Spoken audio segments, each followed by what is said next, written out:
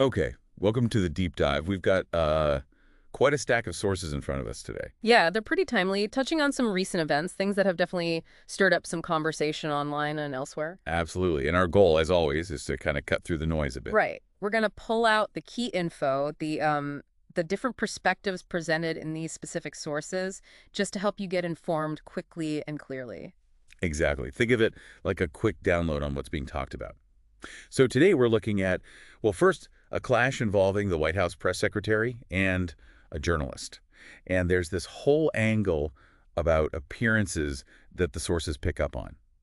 Interesting. Then the sources shift to Los Angeles, conflicting stories about the National Guard being involved there. Okay. And finally, a really heated debate around a high school softball championship, trans inclusion, and some pretty high-profile reactions. Got it. Quite a mix. So let's jump in. Where do the sources start?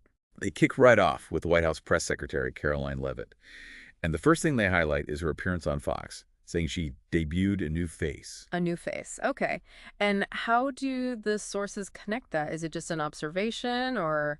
Well, it seems like they use it as an entry point. They immediately link that comment about her appearance to an incident where she was criticizing an ABC journalist, Terry Moran. Ah, okay. So the focus isn't really the appearance itself, but it leads into this conflict.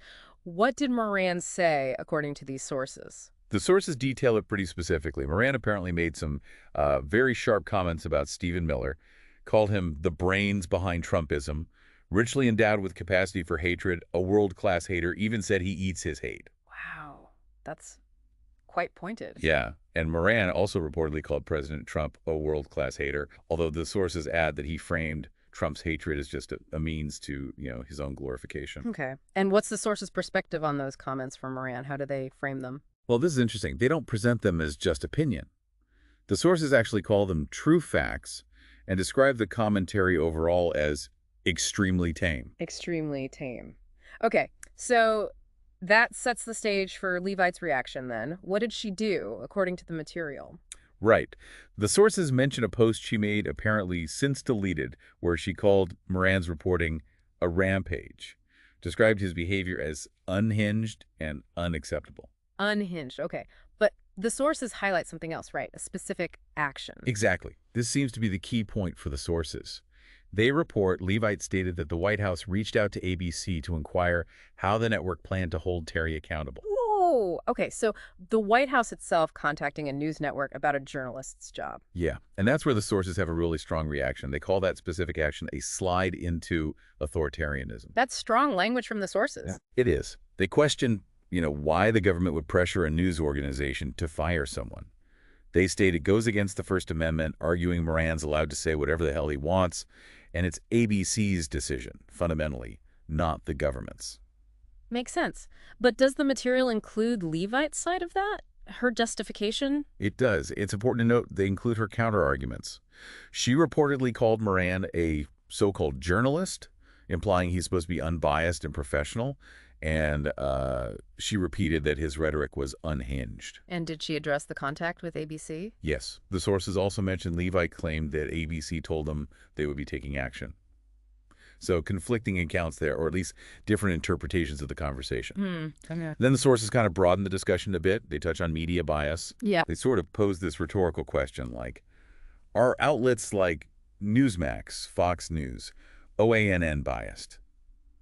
While sort of implying ABC in this context isn't. Their take seems to be that Moran maybe stepped a little bit out of line. But fundamentally, he wasn't saying anything untrue, just facts that made Miller and Trump look bad. Right.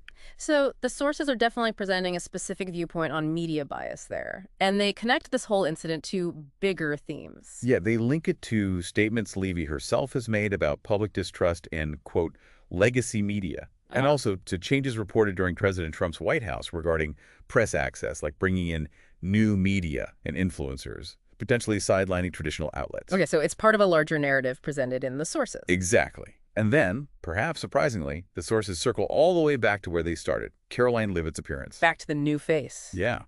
They mentioned discussions, apparently on TikTok and elsewhere, describing a new face, saying something's going on, even calling it a Mar-a-Lago facelift. And the sources connect her look to other figures mentioned in the material, like Laura Loomer, Laura Trump, Kristi Noem, Kimberly Guilfoyle, Matt Gaetz, sort of implying a shared aesthetic. That's quite a detour. Do they quote any specific comments about that? They do. They quote a question apparently raised on TikTok. What is happening? Who is the plastic surgeon making these very specific decisions? And they also highlight this comment.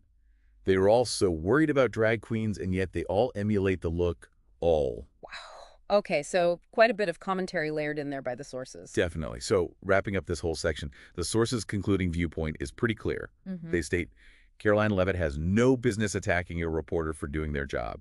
And the White House demanding someone be fired is, in their view, going against our Constitution. Okay. A very strong stance presented in that part of the material. Where do the sources take us next? These shift gears completely. We move to Los Angeles, talking about reports of violence, clashes, unrest happening there. Yeah. A different situation entirely. Right. And what's the focus here? It focuses on comments made by Donald Trump regarding the situation. The sources quote, him praising the National Guard, great job well done, Okay. but also criticizing the incompetent governor and mayor. He reportedly called the protests radical left protests by instigators and often paid troublemakers. Familiar rhetoric, perhaps? Anything else? Yes, also his statement, noted by the sources, that masks would not be allowed to be worn at protests. Though, interestingly, he apparently said ICE and police officers could wear them. Okay, so that's Trump's reported take. How do the sources follow that up? Immediately with a counterstatement from California Governor Gavin Newsom, the sources quote him, saying very directly, the California Guard wasn't even deployed in Los Angeles yet when this rant was posted. And he adds, facts matter. Wow, so a direct factual contradiction presented right there in the sources. Exactly. And the sources themselves react quite strongly to Trump's initial comments.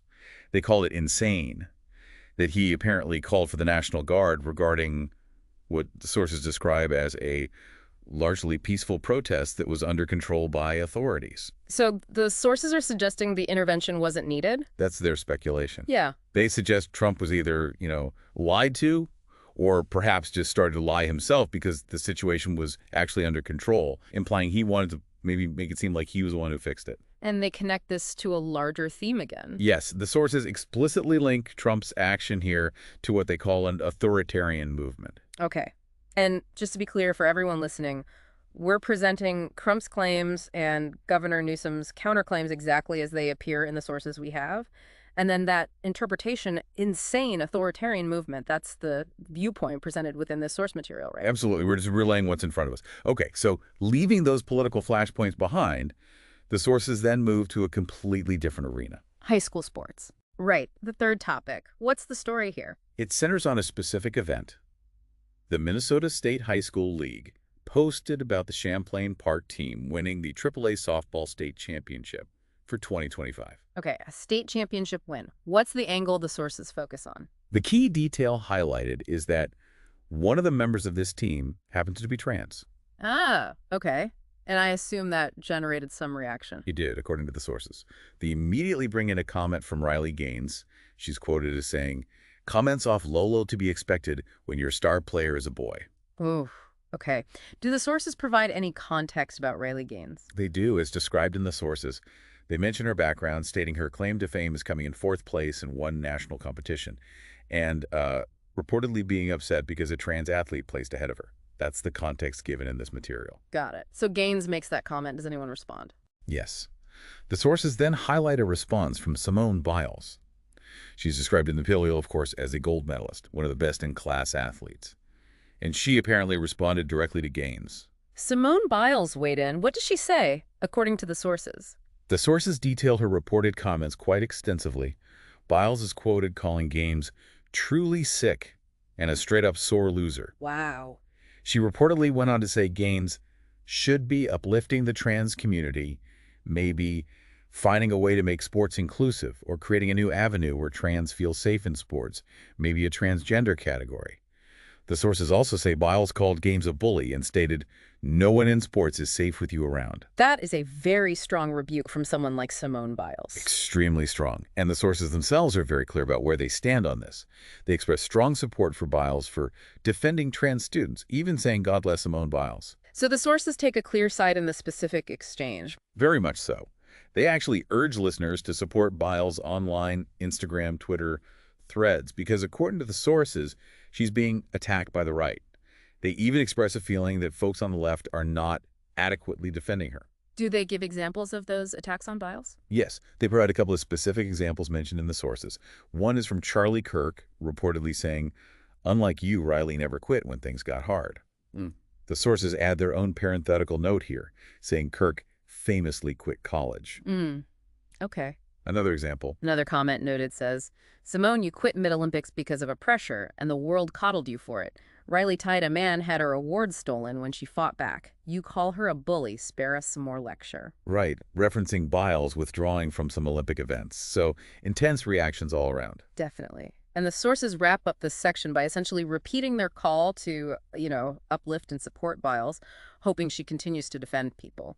Okay, so looking back across these three distinct sections presented in the sources, the press secretary incident, the LA situation, this high school sports debate, what we're seeing is how quickly things can ignite public reaction. Yeah, and how different narratives form, right? You have claims, counterclaims, intense opinions all swirling around these events. Absolutely. And the sources really highlight the importance of, trying to track the specific claims being made, who's making them, and what perspectives are being pushed. For sure. So just to recap this deep dive, we went through the details from the sources on that whole exchange with Caroline Leavitt, the journalist Terry Moran, the White House contact with ABC, and even that unexpected focus on appearance. Right. Then we looked at the conflicting accounts presented about the National Guard situation in Los Angeles, Trump's claims, versus Newsom's rebuttal, and the source's interpretation of that. And finally, we explored that high-profile reaction, as highlighted by the sources, to the high school softball championship involving a trans athlete, specifically Riley Gaines' comment, and Simone Biles' strong response, plus the subsequent attacks and calls for support. And hopefully laying out the specifics from these sources helps you navigate the different takes you might encounter on these topics. Exactly. So as you process all this, maybe here's a final thought to consider, kind of drawing on the threads we saw in these sources. Think about that interplay between public figures, the media, and these social issues. How does the focus shift, sometimes very quickly, between someone's actions, their words, the reported facts, and even, as we saw, their physical appearance? That's interesting. And related to that, how do different sides, as presented in this material, use information or sometimes personal attacks to rally support or direct criticism in these public debates? Yeah, how the narrative itself becomes part of the conflict. A lot to chew on there. Indeed. Well, thanks for joining us for this deep dive. Keep exploring, keep questioning.